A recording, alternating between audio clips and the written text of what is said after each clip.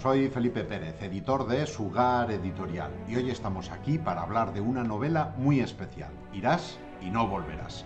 Y para hablar de ella estamos con sus autores, a quienes después presentaremos y conoceremos, Guille Lapresa y Clara Díez Valls. Pero antes de empezar, brevemente, Clara, ¿qué es Irás y no volverás?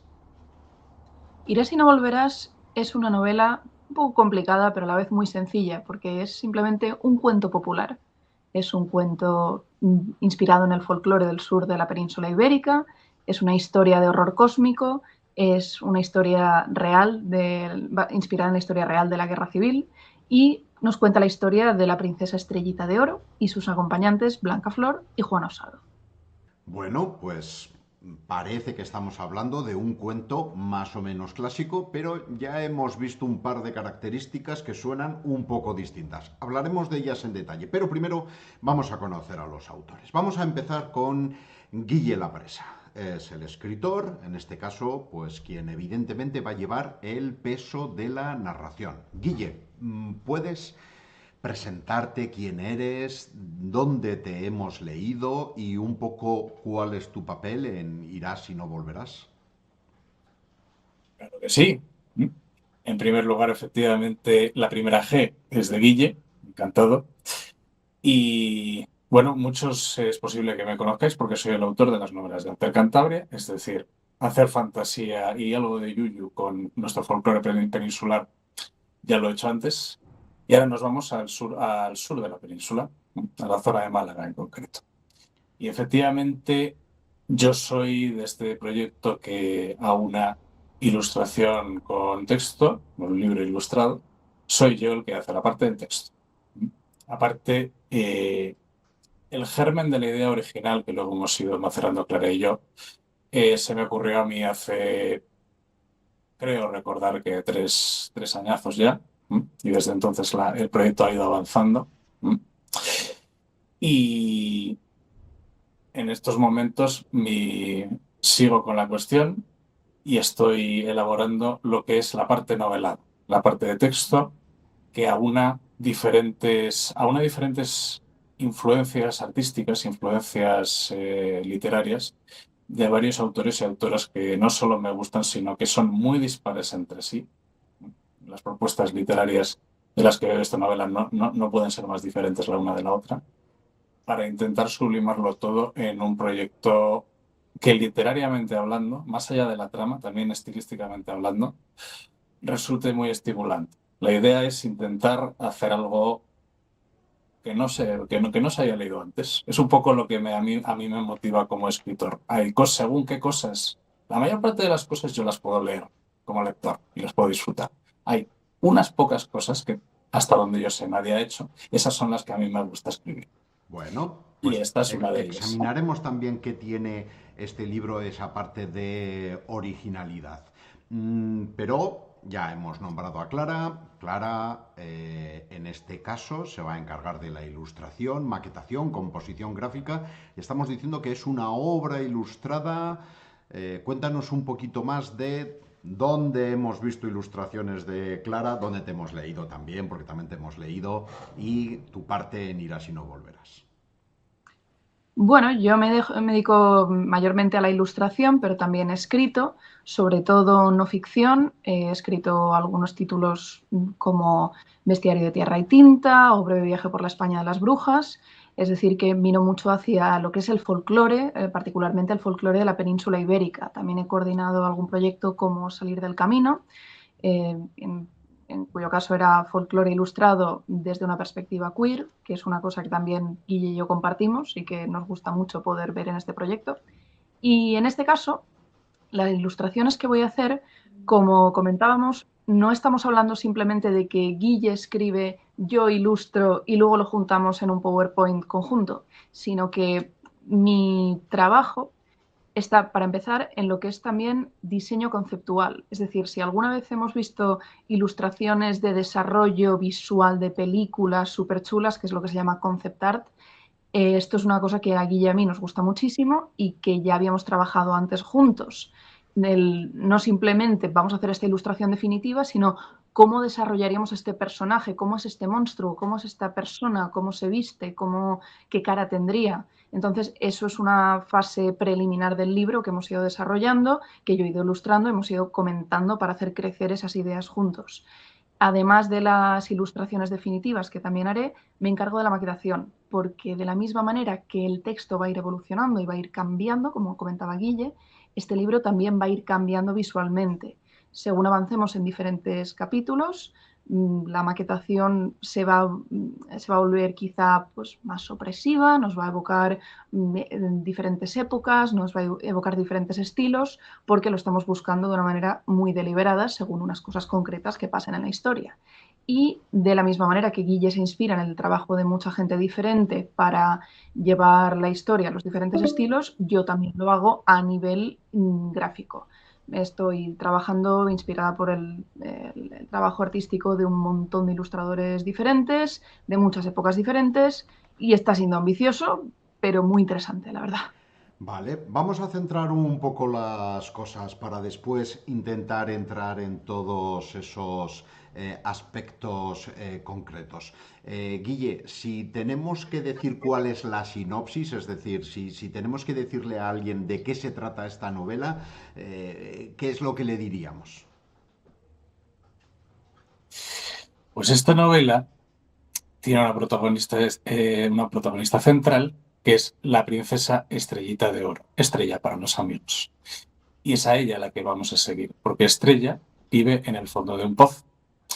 Y es una persona alegre, es una persona vivaracha, con mucho empuje, que aunque no tiene brazos, no pasa nada porque ha aprendido a pintar las paredes de su casa con los pies. Esta persona, esta princesa, sueña con la ciudad de Irás y no volverás y con la procesión de Semana Santa que allí hacen todos los años y que se muere de ganas de ver.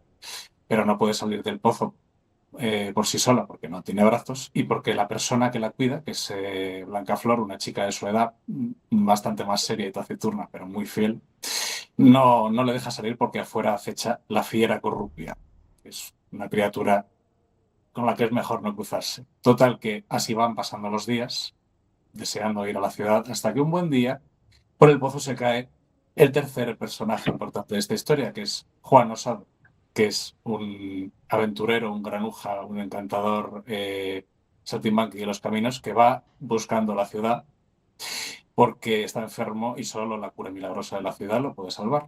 Entonces, con este tercer personaje se desata la decisión de salir los tres, Juan, Blanca, Flor y Estrella, a los peligros del bosque y más allá de las montañas y tantos peligros que hay hasta la ciudad, para poder llegar allí y ver la procesión. Y así es como empieza este cuento, que empieza muy, muy dulce, muy interesante y muy bonito, hasta que llegan a la ciudad y los sueños de Estrella resultan ser pesadillas.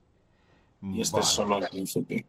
Así que estamos presentando algo que parece un cuento clásico más o menos infantil o en ese tono que podríamos considerar infantil, pero que tiene un destino diferente. Has nombrado antes que había varios escritores que te habían servido de referencia para coger el tono e incluso que este varíe durante la novela. ¿Nos puedes hablar un poco de en qué consiste eso? O sea, ¿vamos a estar leyendo diferentes novelas dentro de la novela o cómo se entiende esto?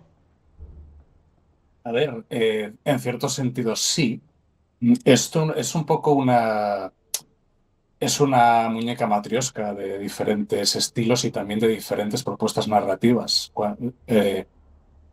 En cuanto termina una primera parte de la historia, se replantea por completo la narración y la idea es que el lector vaya averiguando más cosas sobre el misterio que hay en esta ciudad, el misterio de los personajes y por qué las cosas son como son. Tanto a nivel estético, a nivel artístico, como a nivel de información y de cómo se está planteando la información.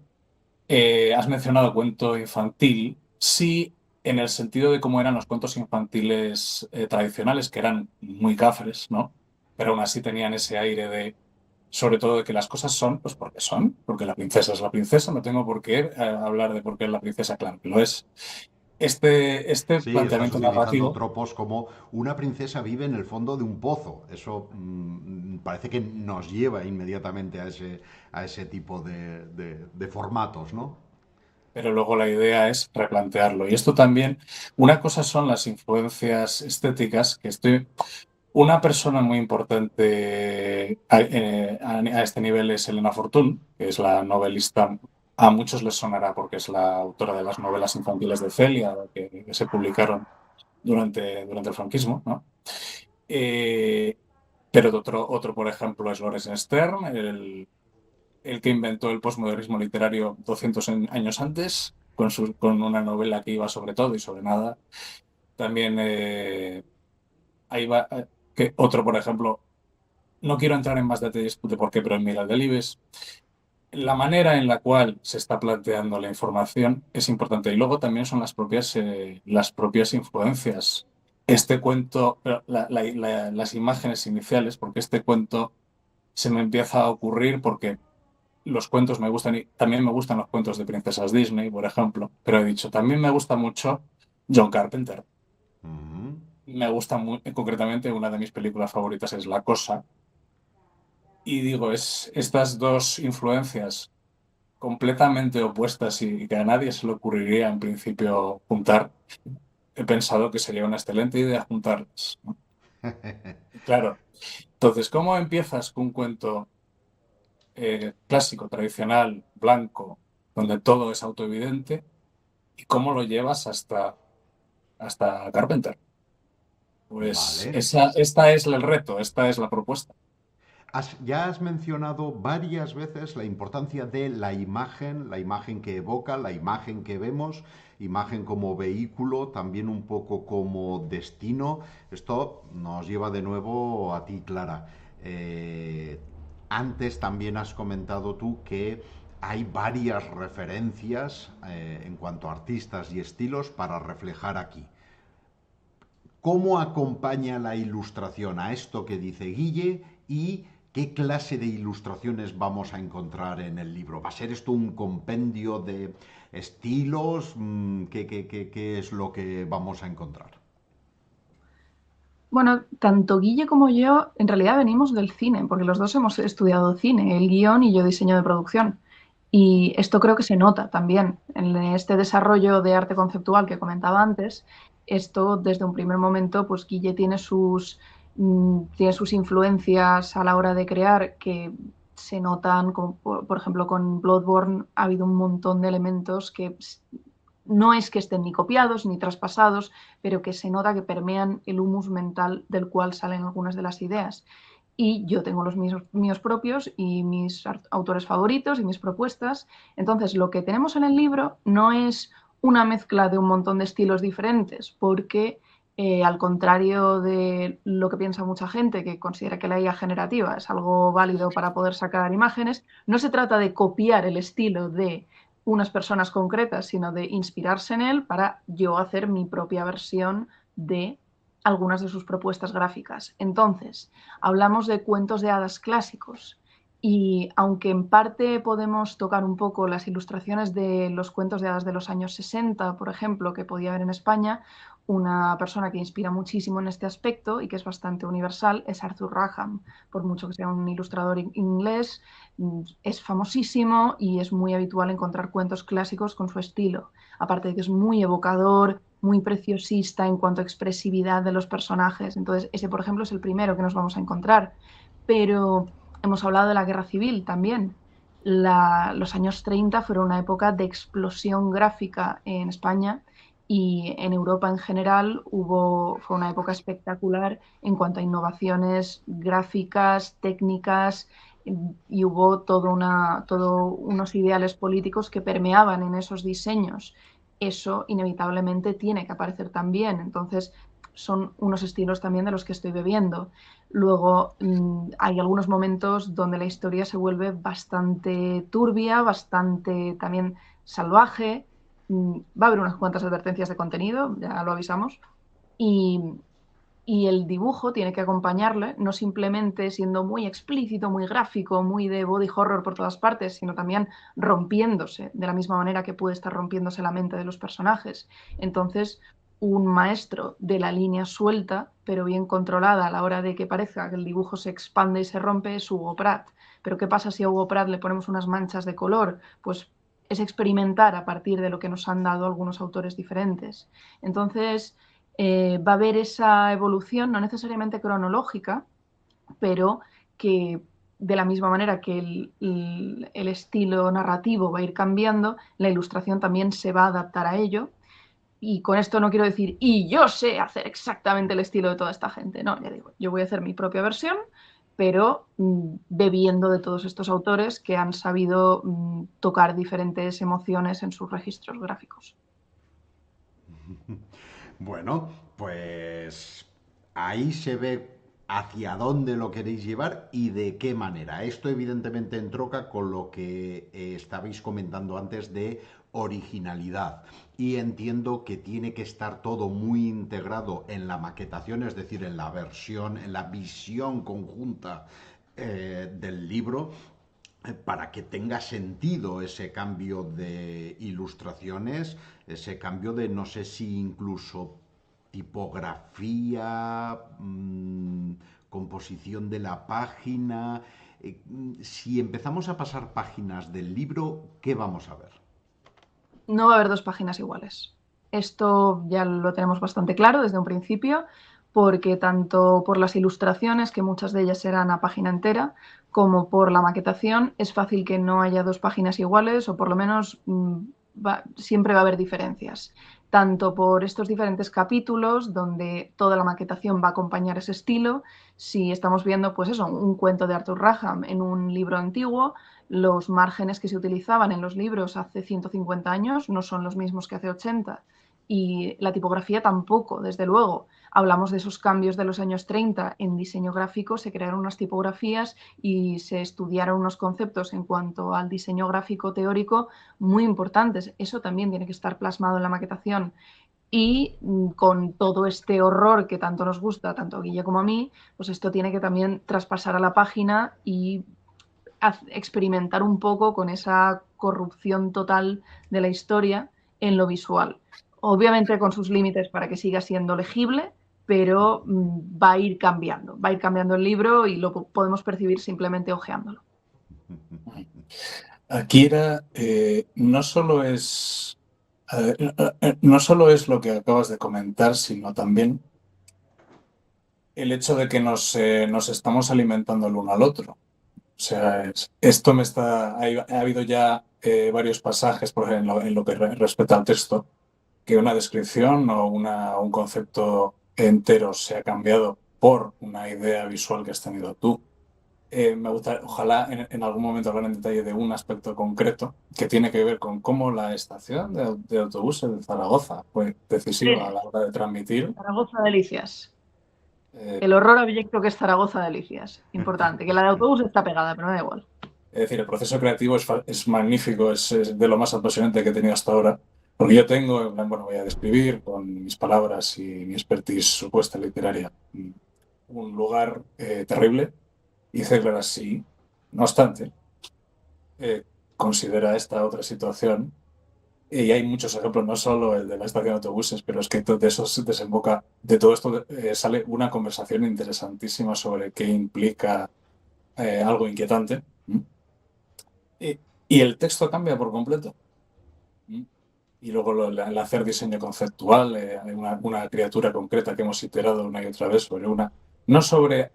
No se trata de que yo diga, no, más así, más así, es más bien, hablemos juntos de qué significa esto. Porque esta criatura concreta parece tener el peso de algo sobre los hombros, porque se encorva así. ¿Qué significa esto para el personaje? Eso me lo dijiste tú.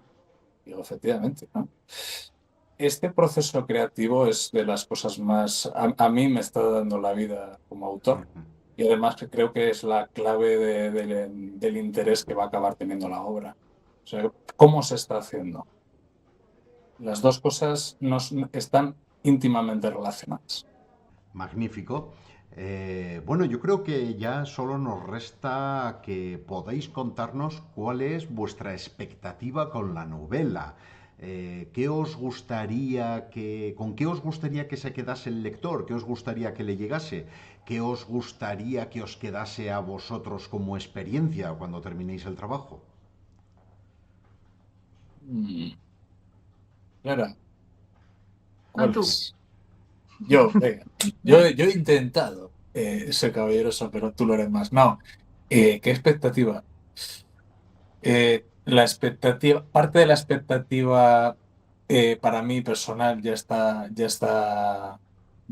sacada adelante, ya está satisfecha, que es cada vez que escribo algo intento cambiar el proceso creativo para no aburrirme, básicamente, y es posible que haya encontrado el proceso creativo más estimulante que he tenido hasta ahora. Es decir, yo ya me doy por satisfecho. Y si luego vendemos libros, mejor. Y respecto a las expectativas que tengo con respecto a nuestra relación con el lector, esta es una novela con pretendidas diferentes capas de lectura que afectan tanto al texto como a la ilustración, pero hay capas de significado, porque es una novela sobre el significado del significado, sobre el terror que eso puede suponer. A este respecto, hay un nivel de lectura, el más evidente y más estimulante, que es el de los giros, el misterio, los horrores, los personajes y lo que te hace sentir. Y luego hay otro nivel de lectura con el que propongo un juego que se puede entrar si apetece, ¿no? A ver qué más elementos de significado a qué le puede hincar el diente el lector y qué conclusiones puede sacar de ahí, porque no tiene por qué ser las mismas que he sacado yo, no, es bastante abierto en ese sentido. Ese segundo juego que se va a proponer de significados y de connotaciones, me apetece ver personalmente a ver quién le hinca el diente. Esto lo hizo la principal y última influencia que he tenido yo es Humberto Eco, y este señor hizo El nombre de la rosa y yo, una de mis novelas favoritas, entiendo la mitad del Nombre de la Rosa, porque no estoy capacitado para jugar al juego que además te propone. También tenía 2 niveles de lectura esa novela. Y esto lo he intentado replicar, a ver quién se anima a jugar a este juego. Y si no, a pasarlo bien, que hay muchos giros interesantes. Es la idea. Y esa es mi expectativa para ustedes, los lectores. Bueno, no es poco, sin duda. Clara, te devuelve la pelota. A ver, en parte suscribo parte de lo que ha dicho Guille. Desde luego, que la gente se vaya interesando según vaya avanzando la historia por esas diferentes capas de lectura, creo que puede ser muy, muy interesante, porque desde luego es una historia que de por sí se da a la relectura y creo que se puede sacar muchos significados diferentes de muchos elementos diferentes. A nivel personal, quizá por irme a lo más básico, ¿para qué hacemos cosas? ¿Para qué creamos? Pues entre otras cosas para conseguir conexión humana. Y a mí una de las cosas que más me han motivado este proyecto es la base histórica que tiene. No es una novela histórica, no pretende serlo en absoluto, pero tiene una inspiración en hechos históricos reales, que son mayormente la desbanda de Málaga, en febrero de 1937. Es un hecho histórico absolutamente horripilante y de los que son difíciles de procesar, de decir cómo puede haber pasado esto. Y creo que es muy coherente que salga una historia de terror, no solo de ello, pero inspirada en parte por ello y con algunos elementos del asunto permeando en la novela. Y no simplemente la desbanda en sí, sino el contexto que da lugar a ello y cómo se comportan diferentes personas en esa situación. Entonces, poder llegar a una conexión emocional con algún lector en algún momento que sea capaz de reconocer estos elementos y que, que le den cierta catarsis emocional a la hora de procesar un hecho histórico tan difícil de entender como me lo ha parecido a mí al trabajar en este proyecto, pues quizá yo con eso me daría con un canto en los dientes. Y si además la gente se pone a reconocer algún estilo artístico y descubre a un artista que le gusta de camino, pues fantástico. Fantástico. Bueno, ya tenemos, ya hasta ha empezado con los spoilers, Clara. Ya vamos a tener que cortar aquí o acabáis destripándonos más de la novela. Eh, Fantástico, tenemos un encuadre magnífico. Irás y no volverás. Os dejamos el proyecto. Esperamos que os guste la idea y que nos ayudéis a sacar adelante esta novela ilustrada, esta obra de arte en la que tenemos mucha ilusión y que esperamos que muy pronto podáis tener. Muchas gracias. Nos vemos en las redes y en las páginas.